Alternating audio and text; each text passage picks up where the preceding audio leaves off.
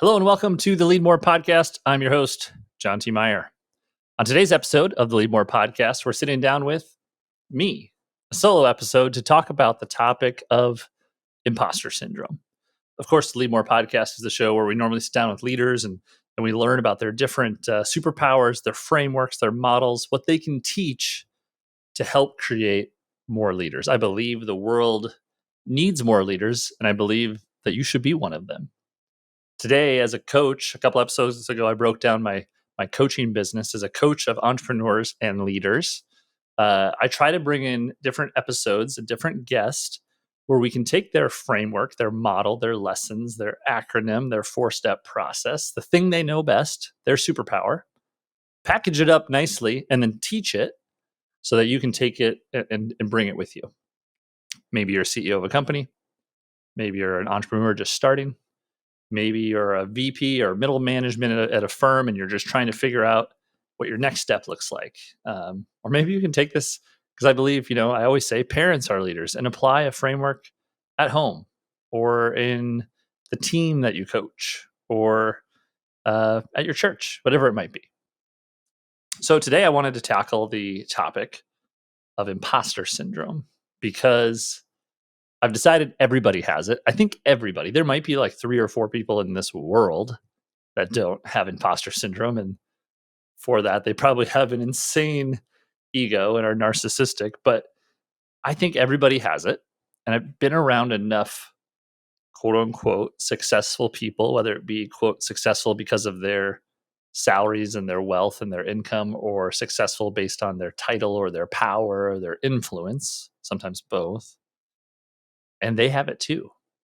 And we all have some form of imposter syndrome. And the reason why I wanted to talk about it today was earlier this week, I was really feeling it myself. I posted about that on my Instagram and just felt like, man.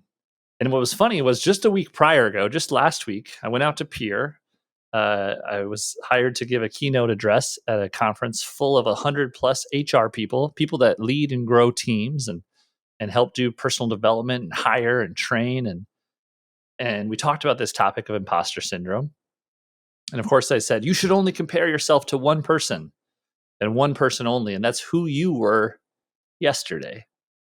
That was a talk I once gave at my company, Lemonly. And we ended up developing this mantra of better every day. And we put it up on neon lights in the office and we left it on every single day. So if you walked by and daytime or night, it would be bright and shining out there. Just said better every day, 1%. Just focus on being the best version of you. So I get this. I know how people feel it. I've taught it. I just talked about it a week ago in front of 120 people. And then I was feeling it myself. And I knew it. I was self-aware about it, but still doesn't mean you can't get through it. Doesn't mean you can just ignore it and pretend that you don't feel that way. I think where I was definitely feeling it. So today, of course, I'm a coach, a business coach. I also lead a program called Leadership South Dakota here in my home state. And I'm trying to get more clear on who I want to coach. Who do I serve? What's the type of person, right? You don't want to just be a business coach. That means a lot of things. Who are you a business coach? Fortune 500s, a laundromat, a mom and pop, a family company, a startup, a venture-backed, growing SaaS company. Who are you for, right? Business coach is so broad. And so I have 2 programs. I got this group and I got this one-on-one. And I kind of seemingly, coach sometimes agencies or service founders, people I used to be. But now I also really like this kind of solopreneur customer, or what I say, from operator to owner, 1 to 2, solo to CEO. I'm still figuring this out. And I think I was feeling a lot of imposter syndrome around who am I for? And I'm not clear enough, and I'm not specific enough. I'm not growing fast enough. I'll never be what I could be. Or on this particular day, I was with a group of other coaches, on a coaching call, a training program. I'll never be like them. I'll never make as much money. I'll never grow. I'll never create as much influence, which that is what matters most to me. If I don't get this right, if I don't get this specific, I'm wasting my time. For all of 2023, I was I'm a brand new coach. It's my first year. I can kind of do whatever I want. I'm just trying to, build a business, learn how to be a coach, get better, get some reps in. Felt like there was no pressure. And now I'm in year 2 and it's now I got to go. I got to build this. I got to grow this. I got to go faster. I got to be better. I got to be more clear. And so I was feeling a lot of this imposter syndrome. And I'll be honest, I haven't quite figured out this clarity of who I serve yet. I'm testing a lot of ideas. I've grown my coaching by kind of approaching and going after a lot of people. People aren't yet coming to me because they say, boom, that's what I need. So I got to work on that. So what I thought, that's a lot of context setting, but what I wanted to do was talk about how I deal with imposter syndrome and what I try to do when I'm feeling that. And so I have four, in the spirit of Leadmore now, teaching a framework or a model, I have 4 steps that I try to do, and I want to teach those today. So the first thing I do when I feel imposter syndrome is get back to goals. Get back to the goals. Get back to remembering. This is why we do this stuff in December and January or beginning of the year, end of the year. This is why we think about where do we want to be in 12 months. I encourage folks on New Year's Day, write an email to yourself and have it boomerang back on Christmas Eve or New Year's Eve, 12 months later, to see what version of that person you became, right? Setting that vision. So why do we do that? It's so that on the hard days, on the imposter syndrome days, on the slow days, on the days where you don't feel like you're doing enough, you can remember. So by getting back to goal, what I was able to see, here I am, basically a trimester through the year, and I'm right on pace. In fact, I'm actually a little bit ahead of pace on revenue. Now that's only one metric. It's one form of goal. Still want to get more impact with who I coach, get more clear on who I coach. But like, if the goal was X dollars, we are beating X, right? And so you need those reinforcements. You need some clarity on where you're at. You might feel behind, but you're actually, in this case, right on pace, even a little bit ahead. So number one is get back to goals and get back to, Rome wasn't built in a day. If there's a really great book, I think I have it up here. Yep. Gary Keller, it's called The One Thing. And the focusing question is, what's the one thing I can do today so that I accomplish my weekly goal, my monthly goal, my yearly goal, my goal for the decade, the person I want to be. It's just this idea of one thing. So what's the one thing I can do this week? What's the one thing I can do this month? What's the one thing I can do this year? And so get back to goals when you're feeling imposter syndrome. Number 2 is to understand that we're an unfinished product, right? Understand that the game is not over. We are still in progress. I love the line, if I haven't seen you forever, I haven't seen you in a year, allow me to introduce myself because I'm a new person. The person you knew and talked to a year ago, I'm different. I'm better. I'm upgraded. I'm a 2.0. I'm a 3.0, right? I'm an unfinished product. And one of the best ways to think about this, right? I was feeling this like, now I'm in year 2 of coaching. Like, I got to get going. Well, it's 2024. Go back 2 years. And let's see, it's May. So 2 years ago, in May of 22, I was just fairly new coming off my exit at Lemonly. And I was building, which little did I know at the time, like a NFT studio, a crypto company that was already starting to kind of fade even before it felt like we were really getting going.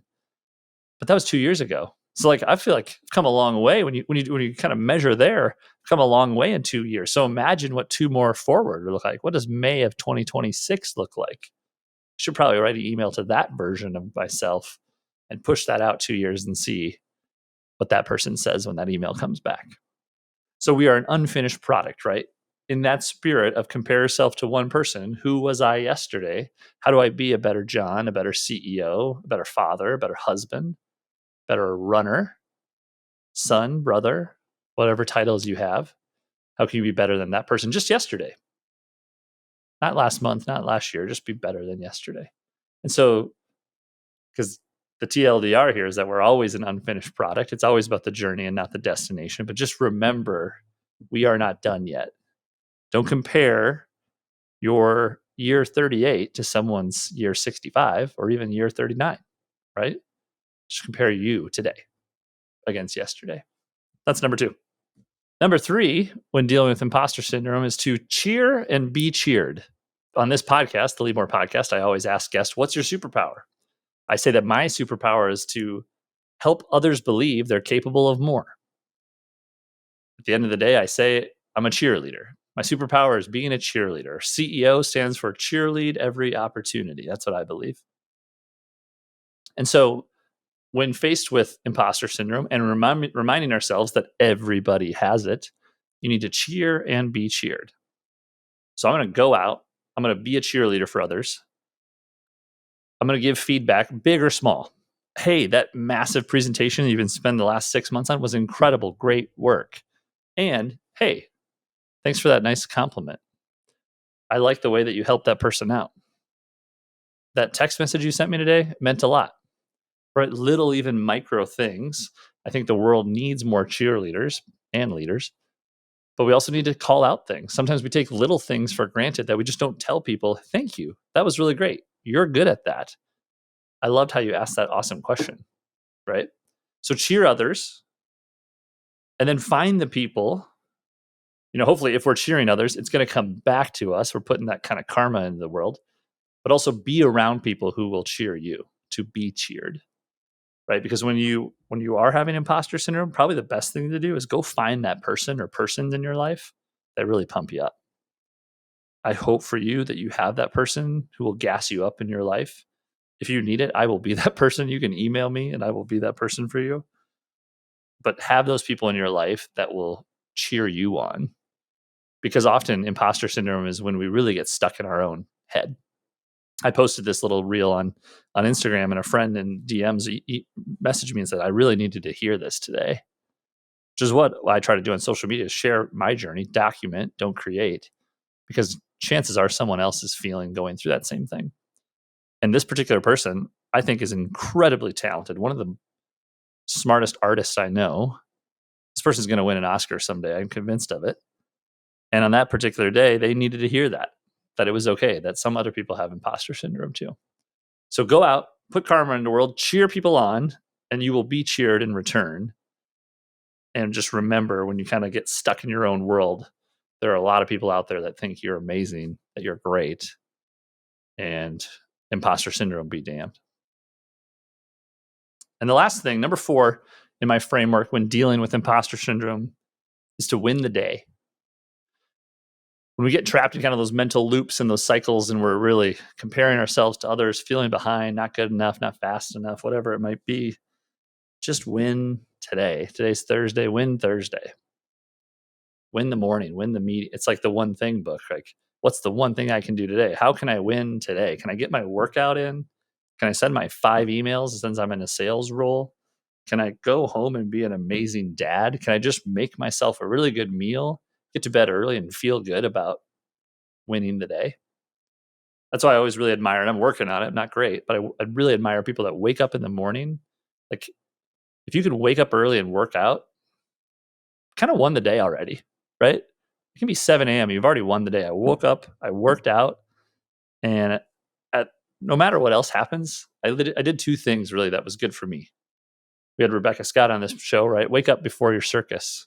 Show up, wake up before the circus. Do something for yourself.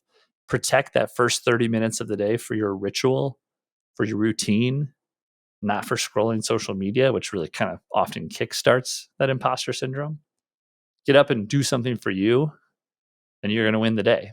And likely you'll avoid the imposter syndrome, or if you're having it, get back on track and try to just do something to win that one day and string those together, right? So my word for the year, if you're a person who's into that, is daily. I've spoke about it here, but my goal for the year is to exercise 366 days this year, 1 day or 30 minutes every single day. Doesn't matter about travel. Doesn't matter if I'm on vacation. Doesn't matter if I'm feeling sick. Sunday to Monday, Sunday to Saturday, I'm going to exercise. So that's that idea of daily. It's not about the exercise or being the most fit person ever. It's just about proving to myself I can do something every day. And so in that spirit of winning the day, that's how I can help avoid imposter syndrome. All right, so my framework, imposter syndrome, everybody has it. I just recently felt it hardcore, and I know it'll come back. It's not going away. The 4 things I do. Number 1, back to goals.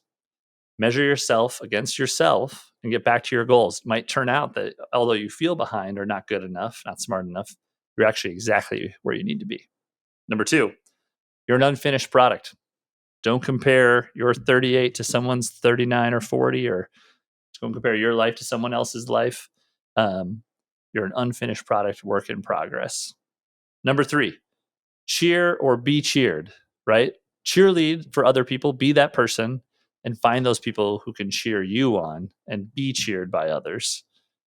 When you have those people in your life, you'll feel better, you'll do better, you'll be able to move forward.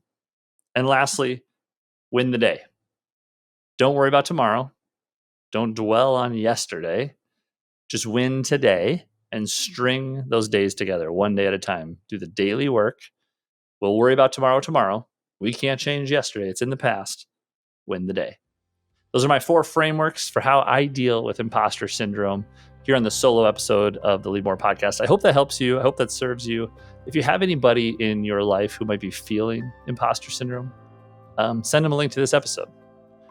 Reminder, Leadmore Podcast can be found wherever you listen to podcasts if you're in the audio format. And then we're also on video. You can go to youtube.com/JohnTMeyer_ and watch this on video. So that's the Leadmore Podcast. Thank you so much. I hope we can all together help each other out, conquer imposter syndrome. Take care and be well.